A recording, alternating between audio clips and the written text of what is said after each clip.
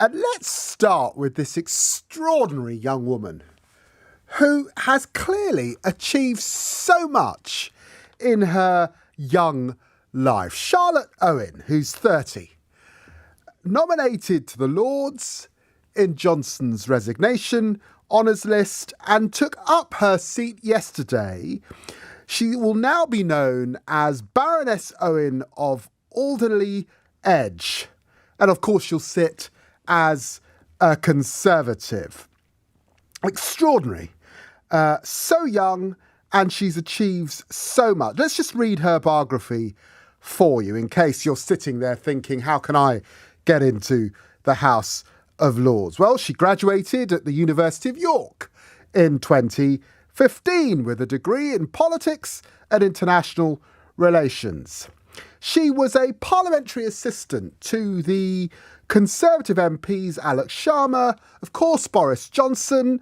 Don't quite know how long she was with Boris Johnson, but she was with him for a little period, and Sir Jake Berry from 2017 until 2021. She worked as an advisor to Johnson during her time as Prime Minister, and his successor, Liz Truss, and Chris Heaton Harris. She's accused of exaggerating her experience a little bit by saying that she served as an intern for George Osborne for a month in 2011.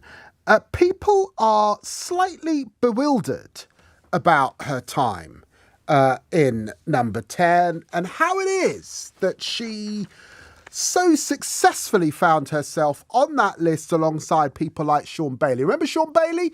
He was partying in Conservative Central Office, you might remember, and he had that unsuccessful bid against Sadiq Khan last time round.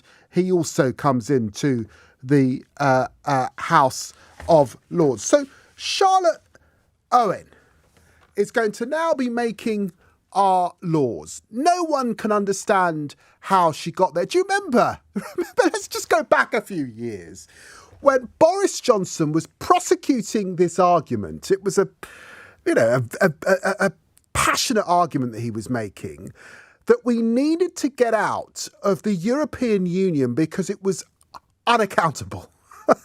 Well, he's gone one further because it now looks like he's stuffing the House of Lords with people to make laws on behalf of us, and no one has a clue why this young woman is in the House of Lords. James in High Wycombe.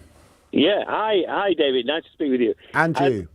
I wanted to say to you that we've already had one revolution in recently, Brexit. And I think it's important that we, for the next 10 years, that we don't have another revolution. We don't need to change the House of Lords. I think there's a lot of good people there who do a lot of good work, people who've been politicians, who are wise and have the interests of the country at heart. And many times they've stopped the House of Commons putting through certain bills or certain parts of bills that have been good for the country. So they've done some good for the country. And so I'm not in favour of big changes to the House of Lords. I think we've had enough changes with Brexit for a start. And then I also wanted to say that this problem has arisen because of Boris Johnson.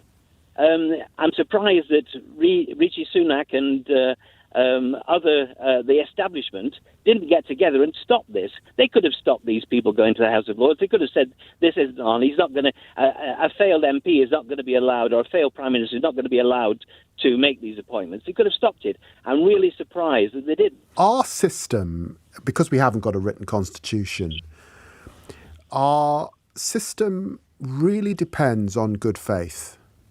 Right. It depends on that very old-fashioned idea. It's a little bit chauvinistic in a way, of being a gentleman.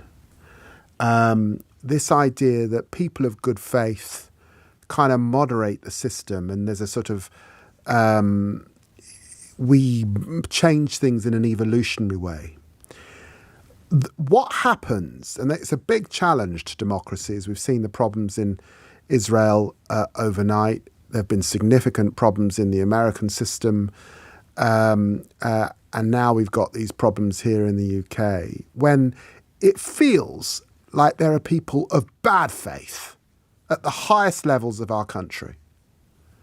And I think when you ask, why wasn't this stopped? It goes to that question that when you have a system that depends on cronyism, good people who should say something say nothing. Following on from your previous caller, my argument is that the whole system really is wrong. We need a new democracy, a new constitution. I think we should have first proportional representation for the House of Commons. The thing that really sticks in my craw about the House of Lords is the fact it's cronyism, isn't it? And you know these guys are just put in there because they've managed to sort of suck up to the person who's giving out the awards. Crawl up the greasy bowl. Well, it's true, and let's face it. I mean, we've got the cameras in the House of Commons. The whole veneer of honourable gentlemen has been stripped away now. Going on from that, we know there's people we've got Fabricant, we've got Dorries, we've got that idiot Gullis. Fortunately, they're all on the Conservative side at the moment. And then you have, in contrast, you've got Chris Bryan. I mean, what a gentleman, you know. I want MPs in there who are there because they've got something to offer. They want to do something for their country. It's not like, I'm a millionaire, I don't need to go to work anymore. What shall I do for a hobby? Get out from my wife's feet. I know, I'll be Prime Minister. It's absolute farce. As I say, the whole system has got to be dismantled. I'd move the House of Commons out of London. I'd stick it in somewhere like Warwickshire, nice and central. Get away from the Westminster bubble that everybody talks about. I'm a younger guy, and I think we do need younger people in politics, especially the Lords, because as a younger guy myself, I don't see any representation for people my age group in politics, especially in my area. And it just disenfranchises young people when their issues aren't being talked about. And we've got a problem at the moment, I think, of young people not really getting involved in society as much as people may used to have. And I think getting younger people into politics could be a good way of getting young people and like young adults more involved.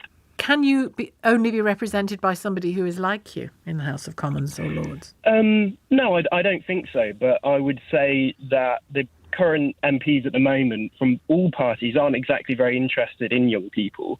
A lot of the policies that we see, a lot of the conversations are all about people older. They're not really targeted at age group. So it would be nice sometimes to see people who had like a direct experience of being a young person in today's age, especially with a lot of issues. Think about technology, social media, that a lot of people, no offence to the older age group, I'm not generalising, but we see sometimes in debates, especially in the US, people who are talking about issues that they have no idea about, that they've never experienced.